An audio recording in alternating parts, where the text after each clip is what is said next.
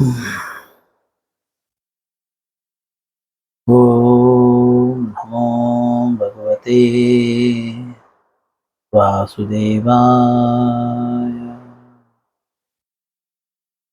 ओम नमो भगवते वासुदेवाय। ओम नमो भगवते वासुदेवाय।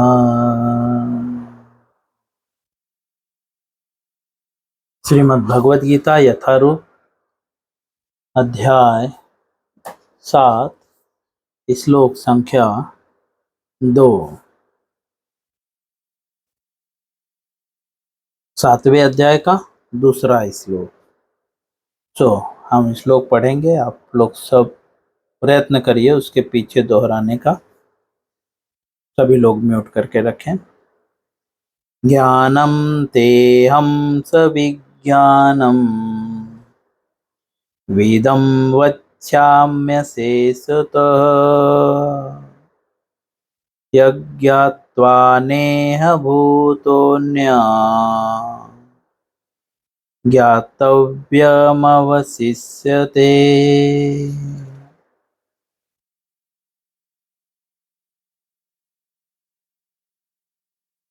पुनः एक बार।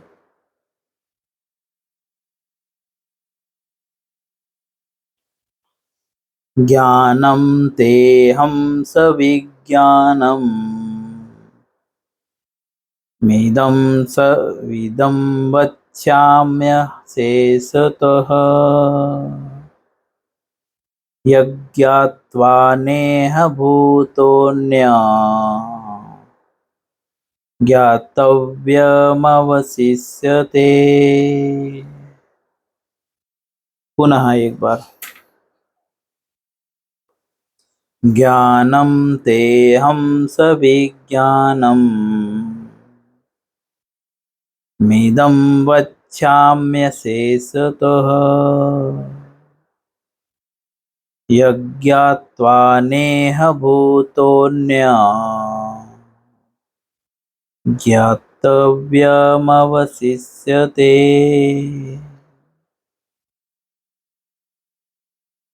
शब्दार्थ, अनुवाद और तात्पर्य श्रील प्रभुपाद जी के द्वारा।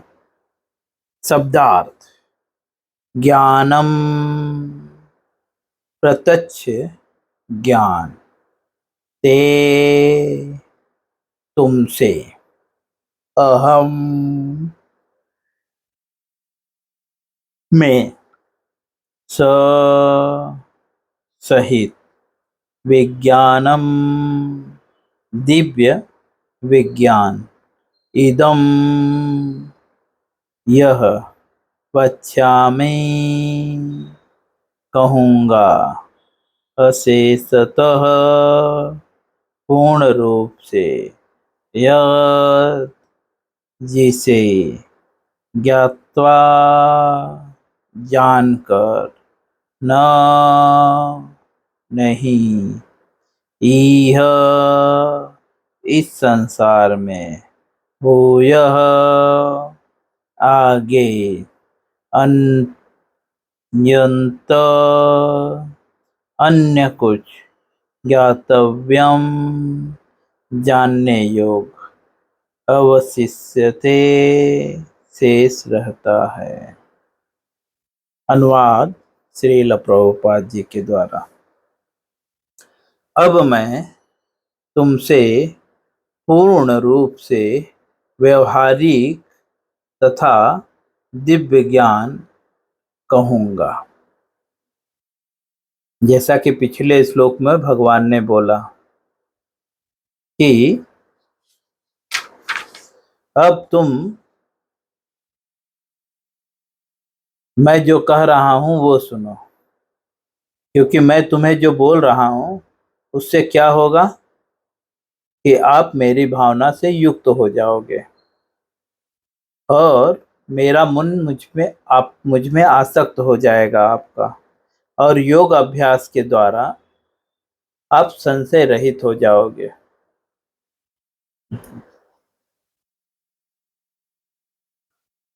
अब भगवान इस श्लोक में बोल रहे हैं कि अब मैं तुम्हें पूर्ण रूप से व्यवहारिक तथा दिव्य ज्ञान कहूंगा। व्यवहारिक मतलब जिसे आप कर सको, जो व्यवहार में ला सको, समझे। अब मैं तुम्हें वो दिव्य ज्ञान कहूंगा। तो बोलते हैं इससे जान लेने पर, जो व्यवहारिक ज्ञान जो है, जान लेने पर तुम्हें जानने के लिए और कुछ भी शेष नहीं रहेगा। भगवान बोल रहे हैं अब मैं जो ज्ञान दे रहा हूं, ये ज्ञान प्राप्त करने के बाद आपको और कुछ भी ज्ञान शेष नहीं रहेगा। इनडायरेक्टली भगवान बता रहे हैं कि इससे महत्वपूर्ण और कोई भी ज्ञान नहीं है। अगर व्यक्ति को ये ज्ञान हो जाए, कौन सा ज्ञान? व्यवहारिक और दिव्य। यहाँ पे दिव्य ज्ञान इसलिए कह रहे हैं क्योंकि व्यवहारिक दो तरह के हैं, एक भौतिक व्यवहार है और एक आध्यात्मिक व्यवहार है ना। तो भौतिकता के लिए जो है शरीर से संबंधित व्यवहार करना पड़ता है, आध्यात्मिक के लिए आध्यात्म से संबंधित व्यवहार करना पड़ रहा है। तो भौतिकता जो है ये हमेशा परिवर्तनशील है ना। आज हम किसी के साथ बिजनेस करने का प्रयास कर रहे हैं, तो व्यवहार के रूप में हम उसके साथ उठ रहे हैं, बैठ रहे हैं, खा रहे हैं, लेकिन कल उसके साथ बिजनेस खत्म होने पे उसके पास उठते बैठते खाते नहीं हैं, है ना, क्योंकि व्यवहार खत्म हो जाता है। लेकिन दिव्य का मतलब जो परम सत्य है, जो खत्म नहीं होता, ऐसा व्यवहार जो आज भी आपको करना है और कल भी उसे पालन करना है, समझे। और जब आप दिव्य व्यवहार को समझ जाओगे तो और कुछ भी शेष नहीं रहेगा आपके लिए। अब श्रील प्रभुपाद जी तात्पर्य में हमें समझाते हैं, पूर्ण ज्ञान में प्रत्येक जगत, इसके पीछे काम करने वाला आत्मा तथा इन दोनों के उद्गम सम्मिलित है। पूर्ण ज्ञान क्या है? पूर्ण ज्ञान में प्रत्यक्ष, प्रत्यक्ष मतलब पूर्ण ज्ञान अगर आपको रहेगा तो आपके सामने, प्रत्यक्ष मतलब आपके सामने, या जिस व्यक्ति को पूर्ण ज्ञान है तो पूर्ण ज्ञान का अर्थ क्या है? तो बताते हैं जगत, इसके पीछे काम करने वाला आत्मा तथा इन दोनों के उद्गम की सम्मिलित है। पूर्ण ज्ञान में क्या क्या सम्मिलित है?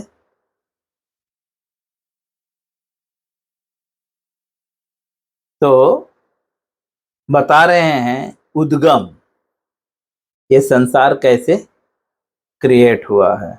दूसरा क्या है? आत्मा, आत्मा क्या है, ठीक है। और प्रत्यक्ष जगत, समझे। ये सब जो है प्रभुपाद जी शॉर्ट फॉर्म में बता रहे हैं, ठीक है, कि ये सब जो है पूर्ण ज्ञान से संबंधित है।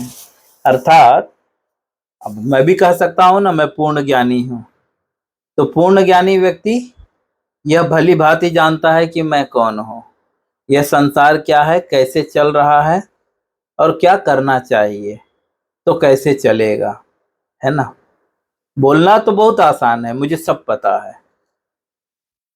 पूर्ण ज्ञान का मतलब मुझे सब पता है। तो अगर व्यक्ति को सब पता है तो व्यक्ति उसमें लिप्त क्यों रहेगा?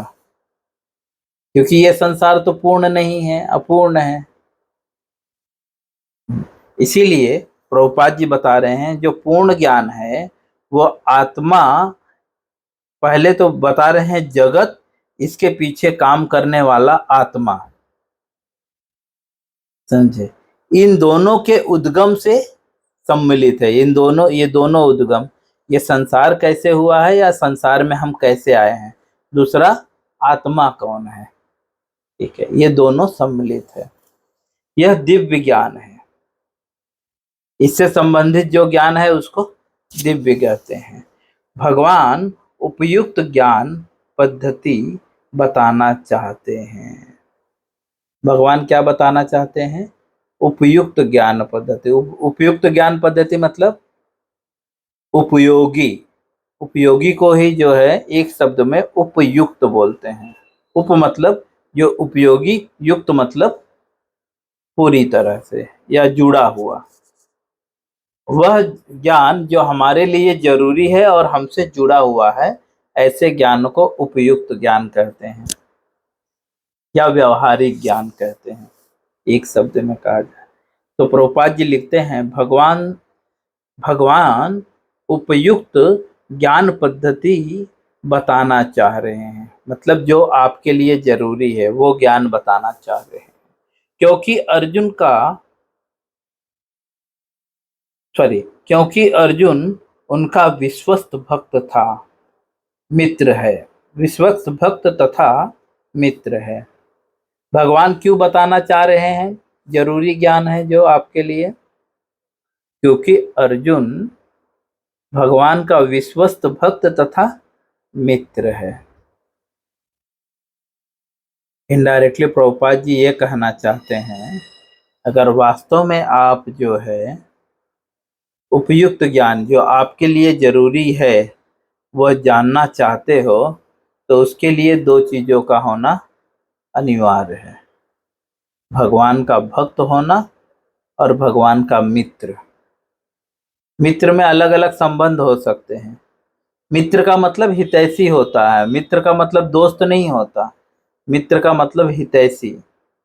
ठीक है, जो आपका हमेशा ही चाहता है। माता पिता ये सब हमारे सुहृद हैं, मित्र हैं ये, समझे।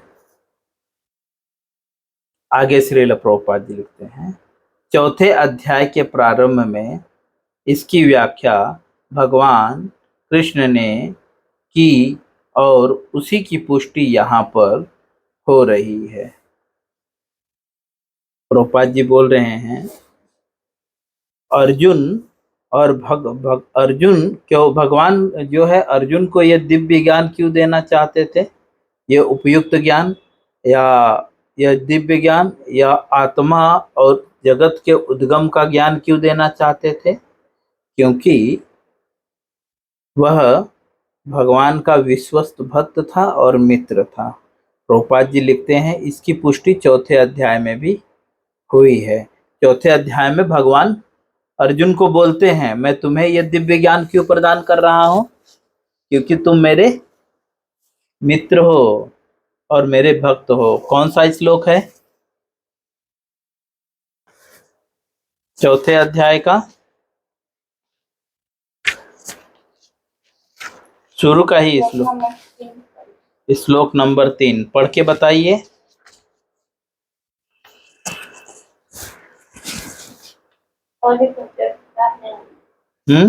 स एवं आद्यत्य युग प्रत्यप्रतन भक्तोऽसि मे सखा जितो स्वयं तत् स एवं मया तेभ्य योगः प्रोक्त पुरातनः भक्तोऽसि मे सखा चेति रहस्यम ह्योत दुस्तमम्। बताते हैं कि आज मेरे द्वारा वही प्राचीन योग यानी परमेश्वर के साथ अपने संबंध का जो विज्ञान है, तुमको कह रहा हूं। क्यों कह रहा हूं? क्योंकि तुम मेरे भक्त हो तथा मित्र हो, अतः तुम इस विज्ञान के दिव्य रहस्य को समझ सकते हो। किस रहस्य को समझ सकते हो? दिव्य ज्ञान के रहस्य को। दिव्य ज्ञान क्या है? तो बता रहे हैं कि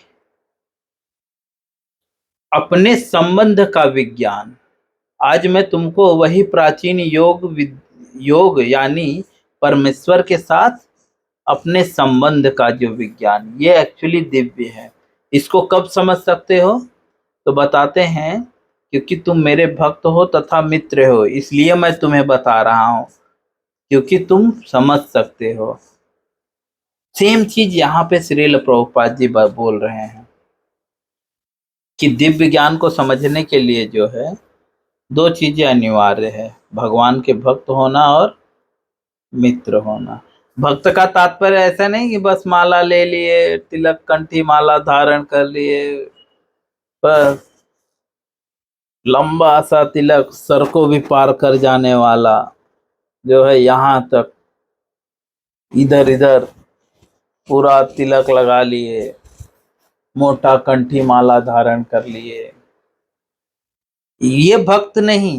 भक्त मतलब व्यक्तिगत लाभ की आकांक्षाओं से रहित भगवान की प्रेम पूर्वक सेवा करना, ठीक है, ये भक्त का अर्थ है।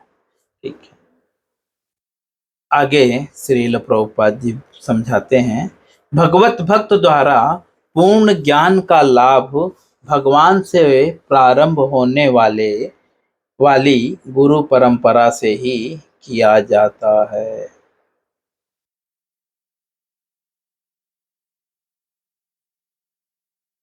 प्रभुपाद जी लिख रहे हैं कि भगवत भक्त द्वारा पूर्ण ज्ञान का लाभ, अर्थात अगर किसी को पूर्ण ज्ञान का लाभ प्राप्त करना है तो किसके द्वारा? भगवत भक्त द्वारा। और वो भगवत भक्त कैसा होना चाहिए?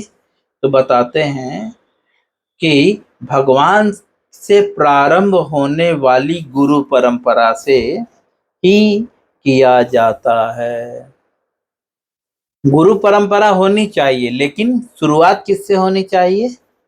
भगवान से। जैसा कि श्रील प्रभुपाद जी इसी पुस्तक में जो है गुरु परंपरा का उल्लेख करते हैं।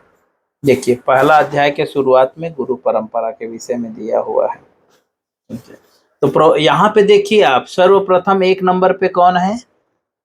कृष्ण है ना? उसके बाद ब्रह्मा है।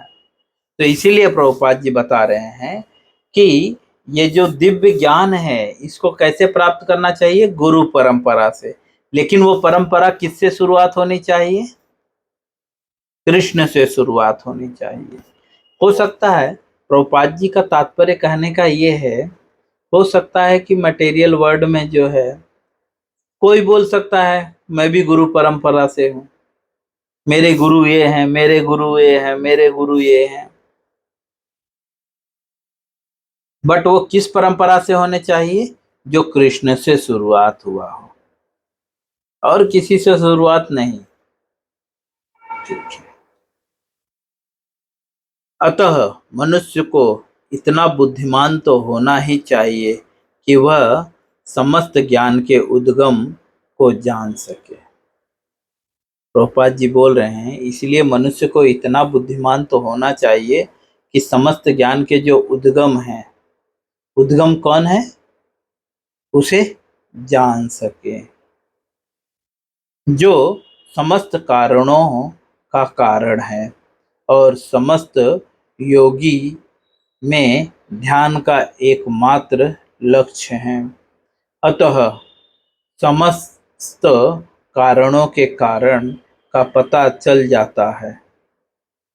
जब समस्त कारणों के कारण का पता चल जाता है तो सभी ज्ञेय वस्तुएं ज्ञात हो जाती हैं। प्रभुपाद जी लिख रहे हैं कि जब समस्त कारणों के कारण का हमें ज्ञान हो जाता है, समस्त कारणों के कारण अर्थात भगवान का जब हमें ज्ञान हो जाता है, जन्म कर्म चमे दिव्यम यो मेव योति, ऐसे जन्म कर्म चमे दिव्यम मेव यो वृत्ति तत्वतः, जो मेरे जन्म कर्म को तत्वतः जान लेता है, उसी को बोल रहे हैं। जो सर्व कारण कारण भगवान है, उनको जो जान लेते हैं तो उनके लिए सारी वस्तुएं ज्ञेय हो जाती हैं। ज्ञेय मतलब वो उनको पूरी अच्छी तरह से ज्ञान हो जाता है। और कुछ भी अज्ञेय नहीं रह जाता। उसके लिए कुछ भी ऐसी बात नहीं रह जाती जो न पता हो। हर विषय को वह जान लेता है। वेदों का, जिसको ब्रैकेट में लिख रहे हैं मुंडक उपनिषद,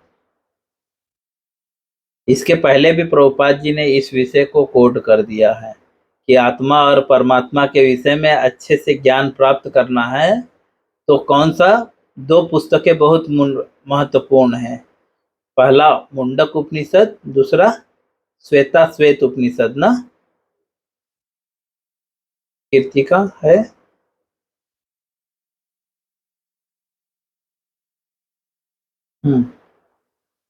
तो हाँ, तो जो हाँ मुंडक उपनिषद, तो भगवान जो है श्रील प्रभुपाद जी मुंडक उपनिषद का पहले अध्याय के तीसरे श्लोक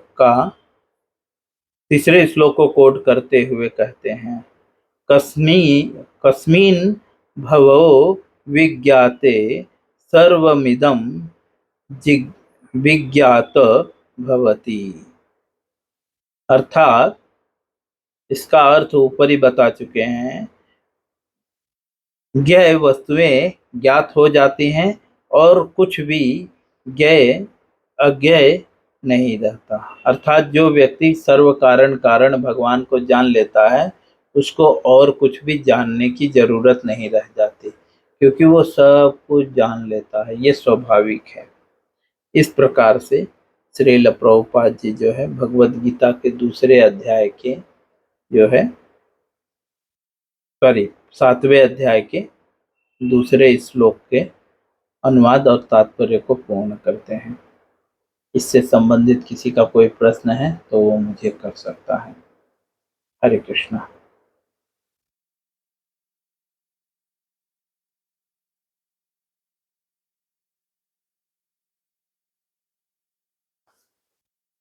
प्रभुपाद जी यहाँ पे स्पष्ट रूप से बता रहे हैं कि दिव्य ज्ञान मतलब आत्मा और ये जगत का उद्गम कैसे हुआ है, वह दिव्य ज्ञान है। और प्रभुपाद जी बल देते हैं कि ये गुरु परंपरा से होना चाहिए, बट वो परंपरा कहाँ से स्टार्ट होनी चाहिए?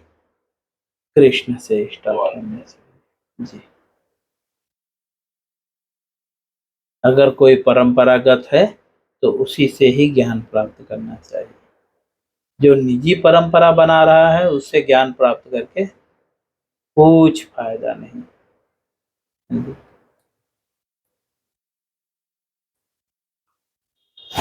और किसी को इससे संबंधित कुछ पूछना है तो मुझे कॉल कर सकता है, फोन भी कर सकते हैं। अभी हमारे पास 5-10 मिनट है।